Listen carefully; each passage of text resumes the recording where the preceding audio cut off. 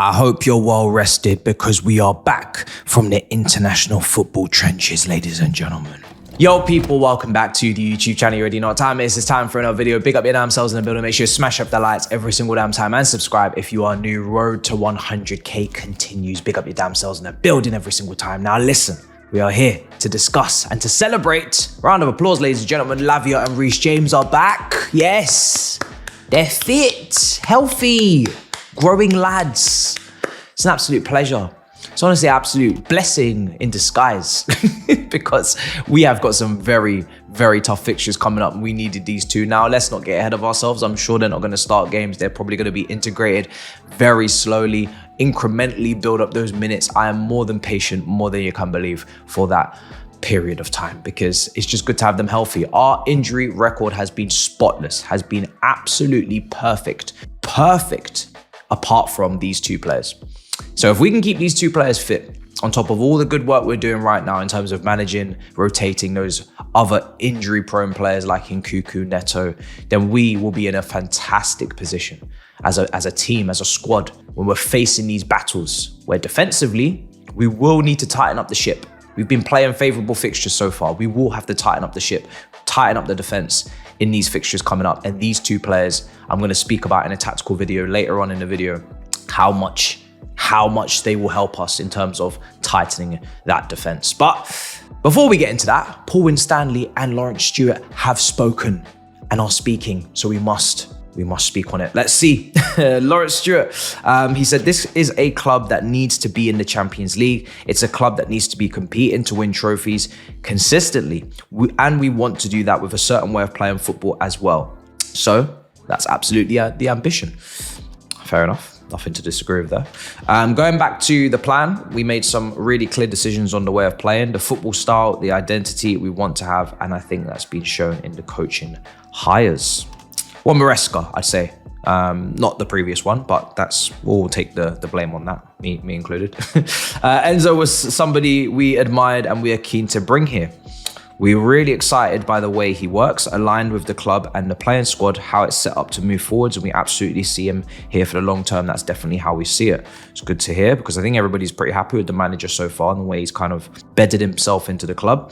Now, there's nothing fans like more than players who are one of their own and they can sing those songs about those players. We certainly appreciate that. That's why we continue to invest in the academy and try to make sure that the first team and the academy are aligned so that players have a best opportunity to step up. And I think what they're alluding to when they're saying that is the style of player coming through in the academy needs to gear more towards what we're trying to do in the first team.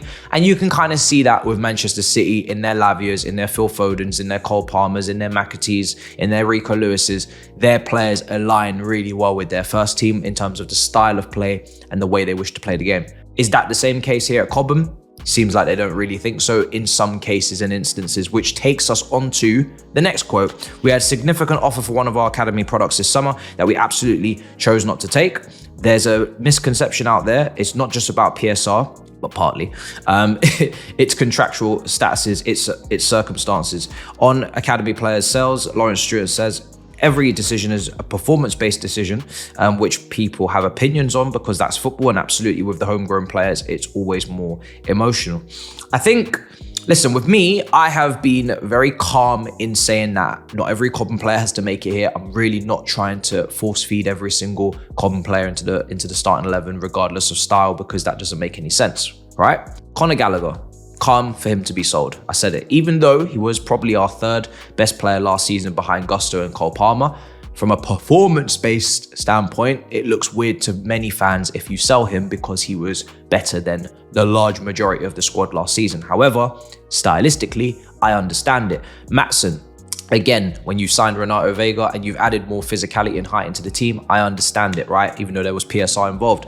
Lewis Hall, we go way back. I think it may be before these directors arrived, potentially, I'm not sure. Actually, not really. That one, a little bit more annoying. So yeah, it is opinion-based. I agree, it is opinion-based and it is emotional because they have ties to the fans in terms of coming through the ranks from young ages, etc. But yeah, interesting conversation. between them two there in terms of that report, Matt Law. But let's get into the fun stuff. Lavia and Reece James in terms of how they can impose themselves on this team and transform us tactically and make us a better team in general. Let's discuss. Chelsea. This is what Chelsea do. Chelsea have a situation where they'll have this back four, which then inverts a fullback, and we know what happens next, right? And we're just gonna, for the sake of things, have Lavia in there. And we're also going to bring in Reece James, and we're going to get rid of Gusto, because we know what Gusto's been doing. He's been developing and trying to get involved in a new role, playing as like an inverted fullback at times in the last match, and basically finding himself in 8 positions and getting further forward. And next thing you know, he's on the edge of the box, or he's in these areas while Madueke cuts in, or it could be Neto, but you get the drift. He was playing like 3-4 roles in the last game. It was really quite intense and quite a lot for him to handle.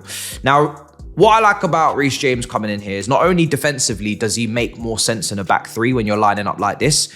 I've taken Cucurella out. He's not available for Liverpool. Not that this is really even about Liverpool anyway, but just if it's confusing for you, I'll put Cucurella in there and it maybe looks more familiar. But Reece James is better in a back three. So if I'm thinking from even a low block standpoint, if I've got Reece James and Levi Colwill as my wide side centre backs to play those progressive punching passes, and remember Reece James can make great switches as well, you're just far better off than Gusto playing there. Gusto's not got the physicality for me to play as a right side centre back when everybody has to shuffle across potentially, if that actually happens in game. But just in general, Reece James has played that role before and he's better equipped for that role. I'd say Achampong is even more better equipped for that role than Gusto as well. Gusto is definitely a right back, not a right side centre back. So Reece James is really good there. I think he's a better passer than Fofana as well. And I think he's, like I said, he's built for that role, especially in a stage where he's just come back from injury. We need to take care of him, look after him. This role was made for him, right? In terms of not having to get up and down. Just stay in this area, play those wonderful passes. If I could just, wonderful passes. You're more than capable, son. More than capable, right? And then we move on with our lives. The other thing I really like is that when Reece James gets even more physically fit, if you want to switch this back three, if you want to go with that, and you want to let Reece James get forward and you want to give him a bit more license to get into these areas or into these areas, he can. And the thing is with Reece James, he's a better shooter than Gusto, quite clearly, quite obvious, right? So if you do want to have those shots popping off, you can. From these areas, Reece James is brilliant. Getting into these areas, he's brilliant. You know, even if you put him in these areas where he's potentially crossing the ball, it doesn't matter where on that right side of the pitch is. We've seen goals against Arsenal. We've seen goals against Newcastle. We've seen crosses against Nottingham Forest. It doesn't matter where Reece James is on that pitch in regards to the attacking right side. He is lethal. He is deadly. He is decisive. He is a delight. So that's when he gets his fitness levels up. When he gets his fitness levels up, guys, we're cooking. We're absolutely cooking. We know Reece James is great at going forward. And this Lavia, and we're going to get to it, but Lavia gives us the ability to potentially do what I'm proposing on screen, which is I think the manager will trust and does trust Lavia a lot more than Enzo in that midfield. Usually it's Enzo here, right? And if I'm attacking with 5 and I'm defending with 5, I'm not trusting Enzo defending transitions like that. And that's why he goes further forward, potentially. I'm just speculating. But this is why we defend with this 5 instead. But when you bring Lavia into the equation and you take out Enzo, you don't want Lavia there. So you could just shuffle. And it just allows us to get Lavia in front of the back 3. And it allows us to push a fullback up. This fullback could be Reece James. This fullback could be Renato Vega on the other side. It doesn't really matter. The point is that we can do this now. And it also helps Gusto. If I'm to take Reece James out and I'm to bring in Malo Gusto, Gusto is much better playing the role he played last season, which is overlapping Palmer or Neto or whoever it is, providing crosses. And then he doesn't have to play that role that he was playing last week because we've got a tighter, more reliable, defensive 5 there. Lavia is better at interceptions than Enzo, better than tackles, better at duels, better for that 5. But if you don't want to do that and we stick to doing the whole back 3 thing, right? And well, I mean, we're doing the back three thing anyway. It's just how we do it. But say we want to push it like this and Reece James is playing there, right? And we do have Lavia. Now Caicedo is a counter presser. Now Caicedo's got license. We know Caicedo can be a box to box. We know Caicedo can get up and down. We know Caicedo can counter press, can win the ball high up the pitch. And now suddenly you've got Cole Palmer, Jackson, and let's be honest, a very hard working, rejuvenated this season Madueke in regards to his work rate. I'm just swapping players in and out at this point, but you get my point. You've now got a situation where these guys here, I don't even know what that button does. Still experimenting. But you've now got a situation where these guys are just giving us that incredible, I'm just doing lines. The counter press in that position is crazy. The counter press in that position is absolutely off the scales. Those 4 players counter pressing is a sight to behold. It's a sight to behold. Still got so much to learn with the buttons, but you get my point. Those 4 counter pressing, Palmer, Caicedo, whoever it is a sight to behold. And for me, we're going to win the ball back even quicker, even more often than we did before. So yeah, that's my thinking, guys. That's how I'm looking at things. Those are my possibilities, my opportunities.